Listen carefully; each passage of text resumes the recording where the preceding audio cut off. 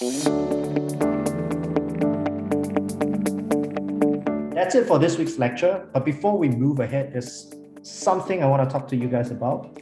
I'll stop sharing for a moment while Roland prepares. Is that the mentors and I are noticing a trend that you guys like to put yourself down quite a bit.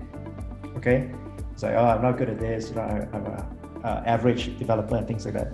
Now, I don't know, because at your age, it's cool to be the emo dude, the emo do that kind of a concept.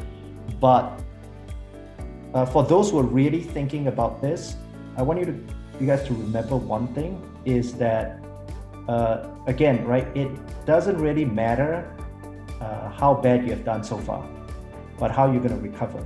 Okay, what you need to understand is that your past, or whatever you've done, whether you've done the projects well or not well, does not determine your future on this competition, the results of this competition, or eventually your university entrance.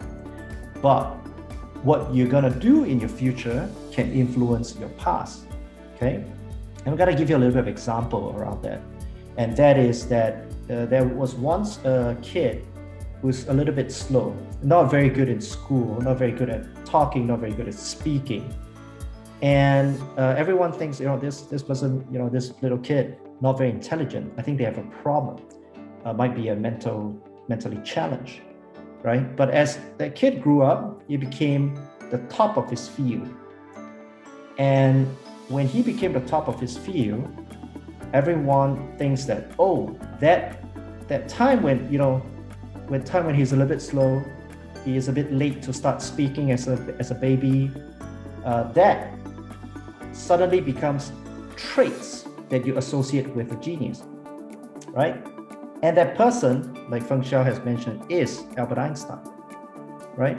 So that is what I mean by that, is that your past do not determine your future, but your future can come back and influence your past, right? So don't be too bothered by how badly you have done over the past 3 exercises.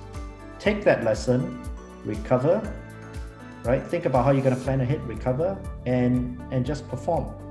Fix your mistakes and just perform, right? So very simple thing. And if it is difficult, it is meant to be difficult, right? Don't worry about it too much. If it is not, like my mentor used to say, if it's easy, it's not worth doing, right? And all the easy parts you've done, right? All the easy parts, all the predictable parts you've done in semester 1, you can tell people been there, done that. Programming, make an app, been there, done that.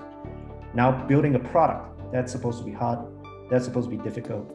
That is what is worth doing. Anything that's worth Googling is not worth memorizing. Sorry, Wilbur, but yeah, anything is worth Googling is not worth memorizing, right? If you want to do high value stuff, you want to be paid a lot to do high value stuff, you have to do the things that is undefined, very hard to figure out, and that's how you create value, immense value, and get paid well in the future of your career.